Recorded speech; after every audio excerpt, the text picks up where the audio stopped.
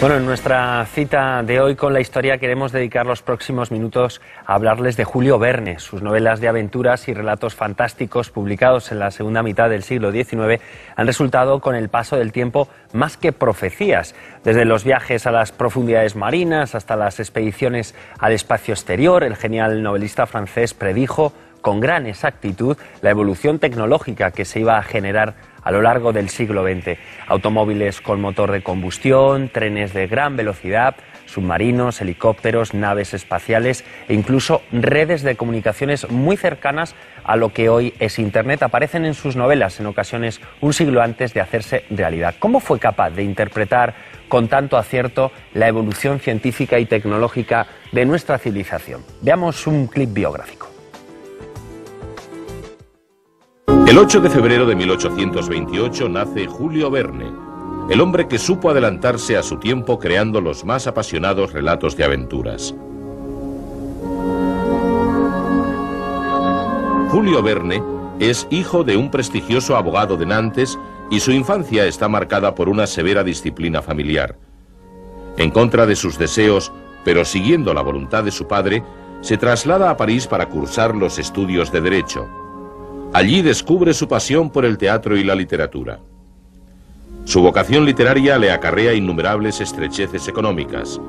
Consigue trabajo en la Bolsa de París, poco antes de su matrimonio con una joven viuda con la que tendrá un único hijo. El París literario del siglo XIX le pone el listón muy alto y Verne ha de invertir 10 años de su vida para conseguir que se publiquen sus primeros relatos. Su pasión por el mar, los viajes y las aventuras, y la fascinación que siente por los recientes descubrimientos científicos y técnicos le llevan a preferir la novela científica y fantástica. Se documenta, investiga, aplica su talento para el diálogo y su gran sentido del humor y escribe su primera novela, 5 semanas en globo, que se publica por entregas y se convierte en un éxito de la noche a la mañana. Siguen apasionantes relatos de aventuras por todo el cosmos en helicópteros, proyectiles, submarinos, y surgen títulos como Viaje al centro de la Tierra a la Luna, La vuelta al mundo en 80 días, La isla misteriosa. Verne ha captado el signo de sus tiempos. Su esposa, su hijo y hasta su salud ocuparán un segundo lugar después de la literatura. Él mismo dirá: mis personajes serán lo que yo querría ser. Julio Verne muere el 24 de marzo de 1905 y, al igual que los héroes intrépidos de sus novelas, ha hecho realidad su sueño, pero también lleno de pesadumbre como su personaje preferido, aquel solitario y rebelde, Capitán Nemo. Bueno, pues para analizar la figura de Julio Verne hemos invitado al plató de Para Todos Lados, por un lado, a Mario García Bartual, divulgador científico. Muy buenas tardes, bienvenido. Hola, buenas tardes. Y por otro lado tenemos, como no, a Jorge Wagensberg, director científico de la Fundación La Caixa. Muy buenas tardes. Hola, buenas tardes. Y gracias por acompañarnos. Muy bien. Bueno, pues si les parece, antes de comenzar, me gustaría saber cuál era el punto, desde el punto de vista social y tecnológico, cómo era la Francia de la mitad del siglo XIX, cuando aparecen las obras de Julio Verne. Jorge.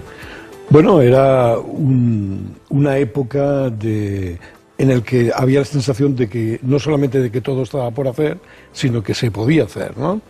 Era la época con la revolución industrial, con Darwin, con cantidad de... con un buen prestigio ya con los científicos.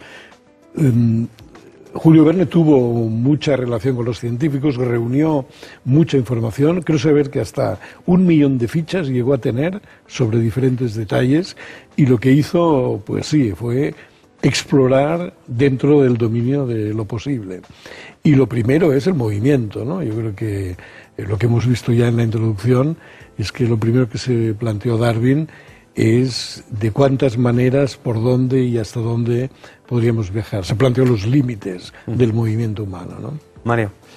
Pues es la Francia del Segundo Imperio, con Luis Napoleón Bonaparte, y es una Francia en ese momento cultural y socialmente un poco dividida. En aquel momento hay un ministro, Fallu, que saca una ley en 1850 en la que permite al clero dar un gran poder a la enseñanza básica en las escuelas y además les permite también, reforman una antigua ley, les permite también dar enseñanza en niveles más superiores. Y eso provoca un cierto debate entre la intelectualidad y la sociedad francesa. Por una parte, las personas apegadas a la burguesía ven con buenos ojos que la Iglesia siga tutelando con esa gran influencia en la enseñanza, optan por un tipo de enseñanza que sea de carácter clásico, donde impera la literatura, la filosofía, y no ven con demasiado interés que se incluyan aspectos científicos. Por otro lado, hay reformadores, pensadores, que creen que la ciencia puede ser un vehículo muy importante y poderoso para conseguir un mayor progreso social y una mayor conquista. O sea que los conocimientos de la ciencia y de la naturaleza eran francamente valorados en la época, Jorge. Yo creo que sí, y había... Todas las revoluciones científicas han estado asociadas a épocas muy concretas que además están relacionadas con el viaje, ¿no? Newton, por ejemplo, se relacionó con la conquista del Atlántico. Yo creo que esta época estaba especialmente influida por un lado, la revolución industrial. Ya no dependemos del músculo para el movimiento o del azar, como pueden ser los vientos, sino los motores. Y luego la idea del viaje de Darwin. Yo creo que el viaje de Darwin también hizo soñar a muchísima gente, ¿no? Una época con ganas de, o con ilusiones de soñar. Con ilusiones de soñar, incluso con filósofos que apostaban por la ciencia como casi como una forma reformadora integral de la sociedad, como fue Saint-Simon. Y en ese contexto pues está Julio Verne, y digamos que utiliza ese momento para comenzar a escribir su obra. Claro, un auténtico profeta, visionario, que lo que hizo fue interpretar un poco esa evolución tecnológica necesaria, ¿no?, para satisfacer las necesidades de la civilización del siglo XX, pero claro, unas interpretaciones nada sencillas, Jorge. Bueno, dices muy bien tecnológico, ¿no?, porque yo creo que más que ciencia ficción era tecnología ficción. A diferencia de lo que puede ser una especulación sobre el tiempo, que ahí sí que hay que inventarse una ciencia que no existe, o una ciencia que incluso está en contradicción con lo que puede ser la lógica, la idea de Julio Verne era ver las posibilidades tecnológicas. Y bueno, las exploró casi todas, y excepto el viaje al centro de la Tierra, por cuestiones obvias, ¿no? Tenemos un centro en la Tierra de níquel líquido. Todas las demás, la verdad es que se han ido cumpliendo.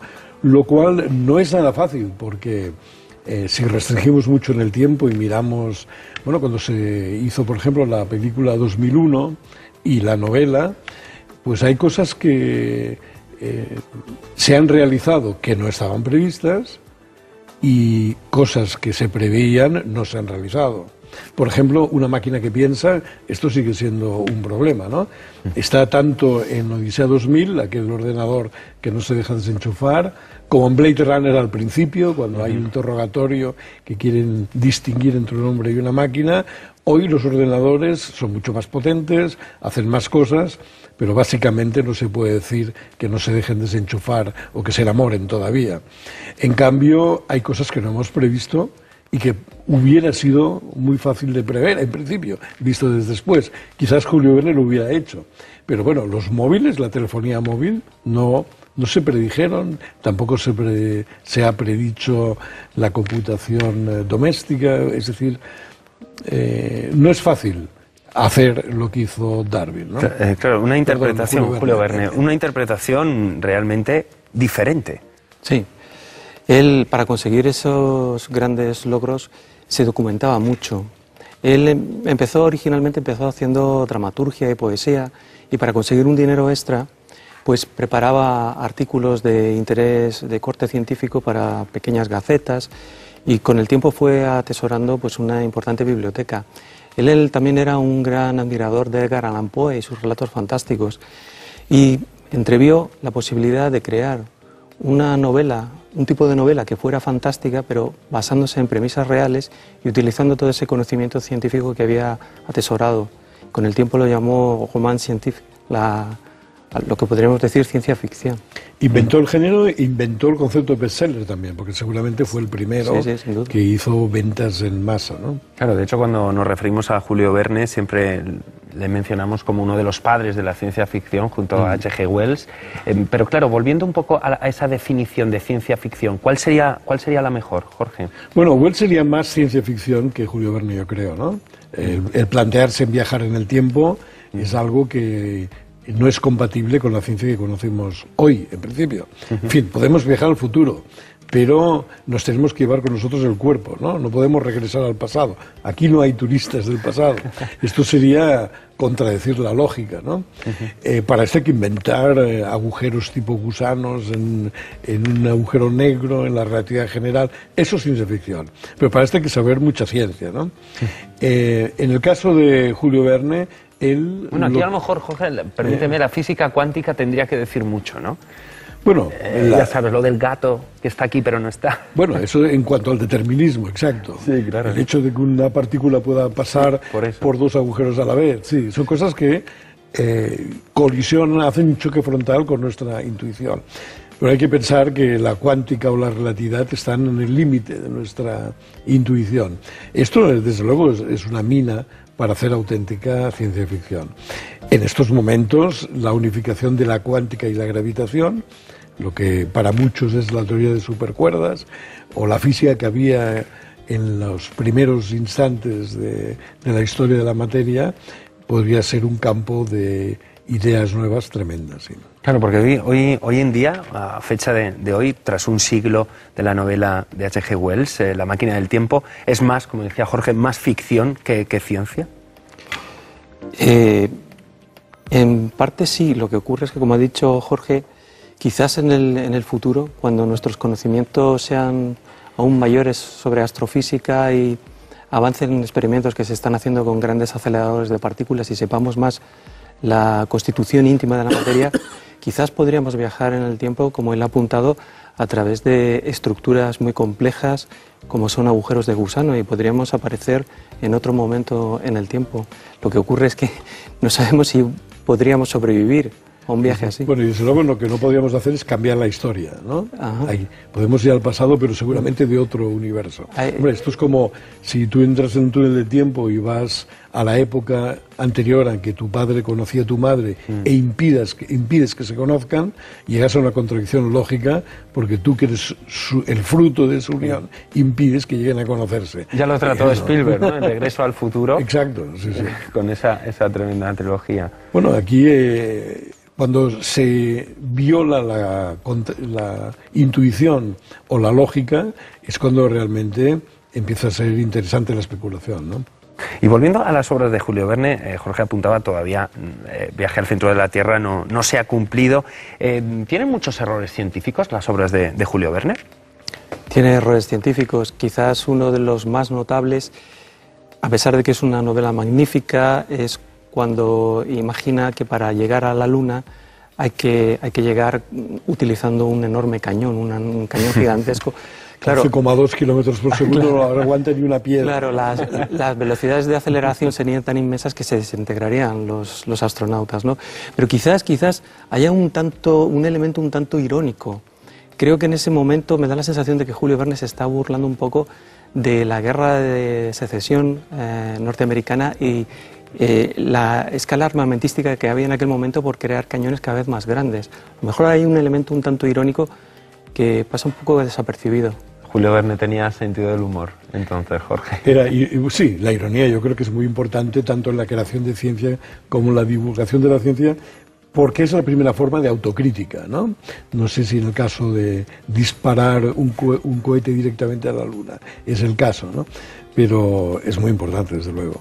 Un científico que no se ríe de sí mismo corre el peligro de convertir en dogma aquello que hace.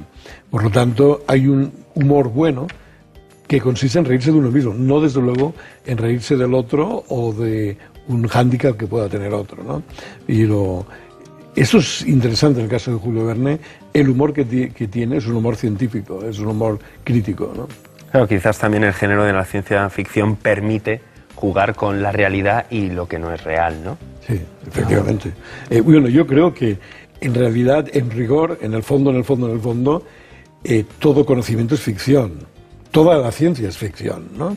Es decir... Pero una vez que se demuestra, Jorge, ya no nunca es se demuestra nada en ciencia. Es decir, 1 millón de confirmaciones no nos asegura que una verdad es absoluta. En cambio, aunque parezca injusto, una sola contacción con la realidad ya desmonta completamente la ciencia, ¿no? Es el trauma que estamos viviendo ahora con el hecho de que un neutrino pueda correr más que su propia sombra.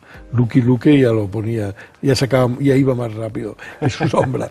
Pero esto obliga a cambiar la teoría de la relatividad o a matizarla profundamente, ¿no? Bueno, la comunidad científica todavía no se la acaba de creer en este caso, ¿no? Pero si fuera así, habría que revisar. Es decir, si hay una contradicción entre lo que creo y lo que veo, o cambio mi manera de creer o cambio mi manera de mirar. Y eso sí que no hay solución para eso. Ahora, demostrar en ciencia, en realidad confirmar es siempre con minúscula, ¿no? En el campo de la ciencia, ¿cómo ve las obras de Julio Verne, Mario?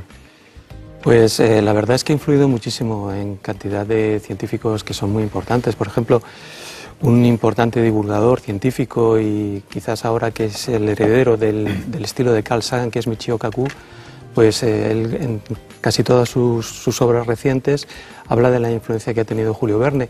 Incluso también los primeros científicos, los primeros físicos que comenzaron la carrera espacial, como Hermann Oberth, se vieron muy influidos por la obra de Julio Verne.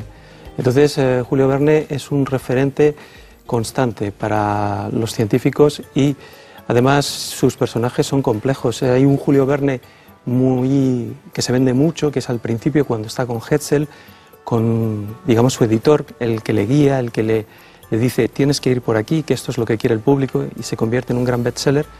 Pero a la muerte de Hetzel, Julio Verne retorna a un estilo interno que él tenía y empieza a hacer unas obras de carácter completamente distinto, en la que se preocupa, por ejemplo, del medio ambiente. En la Esfinge de Hielo le preocupa mucho la caza excesiva de ballenas que están realizando los norteamericanos y pide en la obra que se pare eso. O en la conquista del Polo Norte, un grupo de especuladores tienen una descabellada idea, crear una gigantesca explosión para cambiar el eje de la Tierra y con eso deshelar el Polo Norte y conseguir los minerales sin tener en cuenta los terribles efectos climáticos que eso tendría para la humanidad. Con lo cual vemos un Julio Verne completamente distinto, mucho más preocupado por cuestiones sociales, por la ambición humana y ya desapegado del estilo ese que le marcaba Hetzel de bestseller. Sin embargo, tuvo como contrapartida que fue progresivamente perdiendo lectores. No conseguía llegar tanto al público como Hetzel astutamente le había dicho al principio. Hablamos entonces de distintas etapas como escritor de Julio Verne. Sí, desde luego. Al principio era muy literario, teatral, y acabó apasionándose por el género que él mismo había creado. Y como has dicho muy bien, se fue haciendo cada vez, yo creo, más serio, más preocupado socialmente, y por lo tanto eso entró en conflicto con la misma idea de bestseller. Es curioso porque la idea de bestseller más seriedad es una constante, a más cosa de uno, menos de la otra, ¿no? Él se lo pudo permitir ya porque no tenía que demostrar nada, pero yo matizaría el hecho de que la influencia de Julio Verne no está tanto en la comunidad científica de los investigadores científicos, sino en realidad, como has dicho tú, en los divulgadores de la ciencia y en cosas más sociales, como es la preocupación por el medio o el hecho mismo de seguir a la ciencia. Yo creo que hasta Julio Verne o hasta su época había un gran abismo entre los que hacían ciencia y la sociedad en general, cosa que no había tanto en filosofía u otras formas de conocimiento, ¿no? Después de Julio Verne, que también fue el primer divulgador científico a gran escala, empezó ya a haber un interés masivo porque se vio que el conocimiento científico es lo que más podía influir en la vida de los ciudadanos. Yo creo que, puestos a admirar a Julio Verne, porque claro, en realidad pensar en ir a la luna lo podía pensar hasta un Homo erectus mirando el cielo, ¿no? O ir al centro de la Tierra también, pero hizo predicciones mucho más precisas y más difíciles de imaginar. Y llegó a predecir el fax. Bueno, el hecho de transmitir un texto por ondas hercianas, eso es lo que luego se convirtió en un fax. Para esto hay que ser ya un poco fino, es decir, él aprendió a base de transmitir los resultados de la ciencia, llegó a transmitir el método científico. Y eso es un buen ejemplo, porque muchas vías, no sé si estarás de acuerdo, que usamos para divulgar la ciencia, museos, publicaciones, revistas, divulgamos sobre todo los resultados de la ciencia, pero no divulgamos el método que se ha usado para obtener esos resultados. Y Julio Verne, de alguna manera, es algo que nos hemos olvidado de él. Hay que hacerlo. Transmitir el método de la ciencia es algo que interesa incluso exportar a la manera de convivir, ¿no? Buen elemento de unión, Julio Verne, la ciencia con el resto de los ciudadanos de a pie. Sí, efectivamente. Yo creo que hay cosas todavía que nos van a sorprender. Cuando él realizó su segunda novela, la primera fue un éxito, pero su segunda novela se titula París en el siglo XX, y su editor Hetzel, cuando la leyó, no le gustó nada. No le gustó el personaje, es un personaje completamente apartado de los personajes intrépidos que tanto éxito luego le darían. Es un chico joven, con intenciones, con ambiciones poéticas, y refleja además un París donde todo está dignificado, donde está todo formado en torno a la égida de grandes compañías bancarias, pero en los que el arte está totalmente institucionalizado y se desconocen autores románticos. Ya no hay ninguna idea de eso, se hace una especie de poesía, pero siempre ensalzando la técnica, la tecnología, y nos revela a ese Julio Verne que vislumbra el futuro, porque precisamente, como dice Jorge, en ese París del siglo XX él predice que va a haber una especie de red mundial de telecomunicaciones, como es en día Internet, que va a haber telefaxes, que va a haber automóviles impulsados por hidrógeno, que va a haber una red de trenes de alta velocidad. Y sin embargo, Hetzel, cuando lee todo eso, no le gusta ni el ambiente que refleja la película, la novela, ni los personajes que aparecen. Le dice, mire, olvídese de esto porque esto no tiene futuro. Y sin embargo, hoy en día, cuando su bisnieto sacó a la luz la novela, podemos considerarla una de las mejores novelas de ciencia ficción. Es interesante lo que dices, porque en aquella época también se inventó la relación editor-autor, que dura hasta hoy, ¿no? El hecho de que un buen editor se mete mucho más de lo que parece en principio en la obra del autor, ¿no? No cabe duda que Hetzel tenía una gran intuición para saber lo que quería, lo que demandaba la sociedad de lectores francesa en aquel momento, y tenía una gran intuición comercial. Y aparte de que era un gran positivista, él estaba convencido que la divulgación, que la enseñanza científica era muy importante para compensar ese problema que habíamos comentado al principio de una enseñanza excesivamente centrada en el clasicismo y en la que no se contemplaba la ciencia como algo tan importante. Bueno, aprovechemos la ocasión de mencionar esto, porque estamos en un momento de crisis en que lo primero que se ha hecho es recortar recursos para la investigación científica, en fin. Julio Verne hubiera protestado. De todas formas, Jorge, tal y como está evolucionando la ciencia a un ritmo frenético, hoy en día parece que todo es posible, todo se puede alcanzar. Si fueran escritores de ciencia ficción, ¿qué aventura se atreverían a escribir para ser catalogada como ciencia ficción en pleno siglo XXI? Bueno, yo en particular creo que hay un dominio inexplorado que va a dar mucho de sí, que es inspirarse en la propia naturaleza, lo que hoy llamamos de varias maneras, biomimetismo, economía azul, etcétera. Es decir, por selección natural, la naturaleza ha ido inventando innovaciones increíbles, como es la fibra con la que las arañas tejen su red, pinturas hidrófobas, como las plantas acuáticas, en fin, todo lo que se basa en la nanotecnología, en el dominio de la materia a nivel atómico.